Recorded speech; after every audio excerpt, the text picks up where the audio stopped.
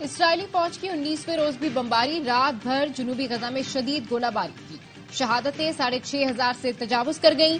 ईंधन ना मिला तो आज गजा के सारे अस्पताल बंद हो जाएंगे। अक़वाम मुत्तहिदा ने खबरदार कर दिया, गजा के अस्पतालों में 120 नौमौलूद बच्चे इंक्यूबेटर पर हैं। बिजली बंद हुई तो बच्चों का जिंदा रहना मुश्किल होगा। पीटीआई का सरकारी वसाइल के बेदरेक इस्तेमाल का नया स्कैंडल सामने आ गया। खैबर पख्तूनख्वा का तरक्याती बजट रियासत मुखालिफ प्रोपेगेंडे पर इस्तेमाल होने का इंकशाफ। सरकारी दस्तावेज के मुताबिक रियासती इदारों के खिलाफ झूठी प्रोपेगेंडा मुहिम चलाई गई।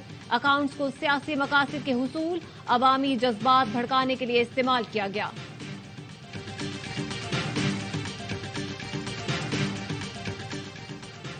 और पीआईए का माली बुहरान, एक बार फिर बेल आउट पैकेज पर पेशरफ। वजारत खजाना, कमर्शियल बैंक, पीआईए हुक्काम में मुज़ाकरात। हुकूमती गारंटी पर पीआईए को बैंकों से 7.5 अरब रुपए मिलने की उम्मीद रोशन। आइंदा 2 से 3 रोज में हतमी फैसला मुतवक्के। हमास पूरी उम्मत की तरफ से लड़ रही है। मस्जिद अक्सा तमाम मुसलमानों की है। अमीर जमात इस्लामी कराची हाफिज नईमुर रहमान का खिताब। कहा, फलस्तीन में इजराइल के मजालिम मुसलसल जारी हैं। हमास ने इजराइल से मज़ाहमत की नई तारीख रकम की है। जेल में चेयरमैन पीटीआई की सिक्योरिटी के लिए बुशरा बीबी की इस्लामाबाद हाईकोर्ट में दरखास्त। वकील लतीफ खोसा ने कहा, जो सहूलत नवाज शरीफ को दी जा रही है वही बाकियों को भी फराहम की जाए। नवाज शरीफ की तरह चेयरमैन पीटीआई की सजा मुअत्तल हो चुकी है। एडिशनल एडवोकेट जनरल पंजाब ने बताया, चेयरमैन पीटीआई को जेल मैनुअल के तहत सहूलतें दी जा रही हैं। चीफ जस्टिस ने रिमार्क्स दिए, सुपरिटेंडेंट जेल को बुला लेते हैं, वो आकर बता देंगे कि क्या सहूलियात दी गई, क्या इक़दाम किए गए। दरखास्त पर ऑर्डर करके अगले हफ्ते केस दोबारा लगा देंगे।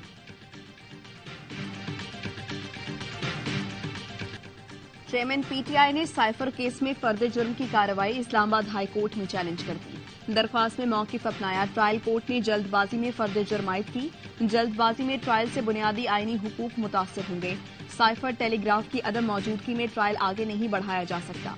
खुसूसी अदालत का 23 अक्टूबर का हुक्म कलअदम करार दिया जाए।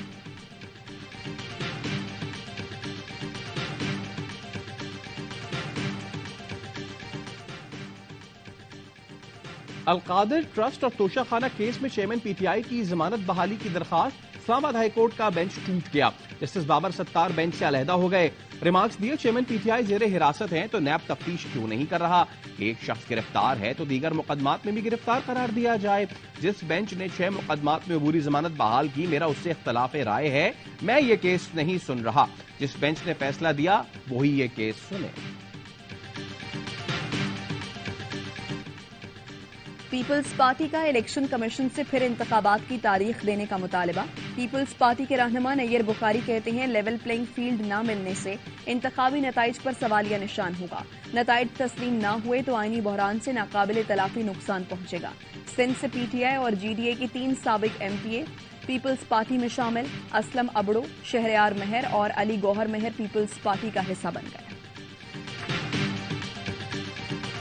निजकारी के 18 साल बाद भी के इलेक्ट्रिक का विफाक की सब्सिडी पर इन्हिसार। सरकारी बिजली कंपनियों के मुकाबले में के इलेक्ट्रिक को सबसे ज्यादा सब्सिडी दिए जाने का इंकशाफ। पावर डिवीजन के मुताबिक के इलेक्ट्रिक 169 अरब रुपए की सब्सिडी ले रही है।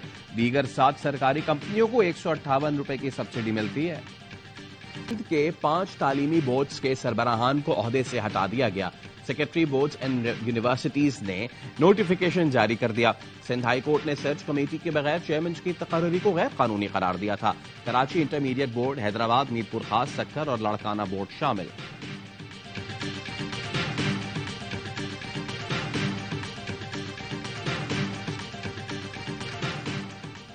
निगरां वज़ीर आला सिंध की खैरपुर में सरकारी स्कूल आमद। डीईओ से पूछा, बच्चे गैर हाजिर क्यों हैं? क्या आपने इंस्पेक्शन की? साइंस टीचर ने बच्चों को कोई प्रैक्टिकल नहीं कराया। उस्ताद होकर आप बच्चों को तबाह कर रहे हो। ऐसे असातिज़ा का क्या फायदा जो स्कूल सिर्फ टाइम पास करने आते हैं। स्कूल को 15 दिनों में बेहतर करने की हिदायत।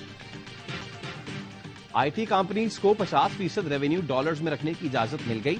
वजीर आईटी उमर शैफ की प्रेस कॉन्फ्रेंस। कहा, एचईसी के साथ मिलकर दिसंबर से आईटी ग्रेजुएट्स का टेस्ट शुरू करने जा रहे हैं। हुकूमत फ्रीलांसिंग के लिए सहूलत फराहम करेगी। 15 लाख अफराद फ्रीलांसिंग से कमा रहे हैं।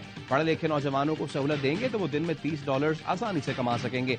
अगले कुछ साल में पाकिस्तान में $1 बिलियन के स्टार्टअप्स आएंगे।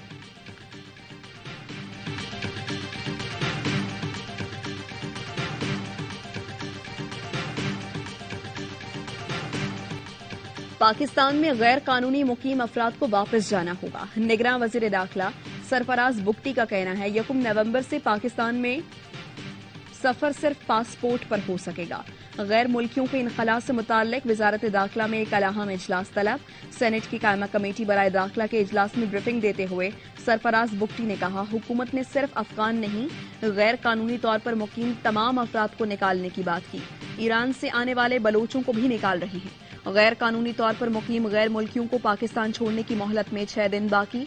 31 अक्टूबर के बाद गिरफ्तारी और मुल्क बदरी को यकीनी बनाया जाएगा। कराची वालों के पैसों पर लुटेरों की अय्याशी।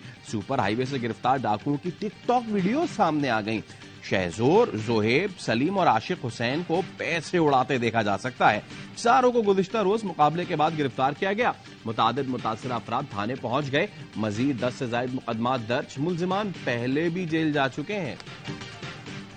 निगरान वज़ीर आज़म से पाकिस्तान में चीनी सफीर की मुलाकात। वज़ीर आज़म का कहना था, हालिया मुआहिदों की बदौलत चीन पाकिस्तान इक्तिसादी राहदारी में नए बाब का इजाफा होगा। चीन का बेल्ट एंड रोड इनिशिएटिव पूरे खित्ते की तरक्की और खुशहाली का ज़ामिन है। IMF से $70 करोड़ कर्ज की नई किस्त के लिए मुज़ाकरात नवंबर के पहले हफ्ते में होंगे। जुलाई ta सितंबर मुआशी कारकर्दगी का जायजा लिया जाएगा। तवानाई के शोबे में इस्लाहात पर बात होगी। सर्कुलर डेट कम करने के लिए तरीक़ाकार पर अमल दरामद का जायजा लिया जाएगा। वजारत खजाना, तवानाई समेत दीगर वजारतों ने अहदाफ की कारकर्दगी का जायजा मुकम्मल कर लिया। गैर इजाजत खिलाड़ियों की टीम में शमूलियत। कौमी जूनियर हॉकी टीम के head coach Olympian Hanif Khan Mustafi. Team के साथ मलेशिया जाने से इनकार कर दिया। कहा, मुतबादिल खिलाड़ियों को शामिल करने के लिए मुशावरत तक नहीं की गई। 20 की जगह 21 खिलाड़ी मुंतखब किए गए। पहली बार 3 गोलकीपर शामिल किए गए। पूछने पर वजाहत भी नहीं दी गई।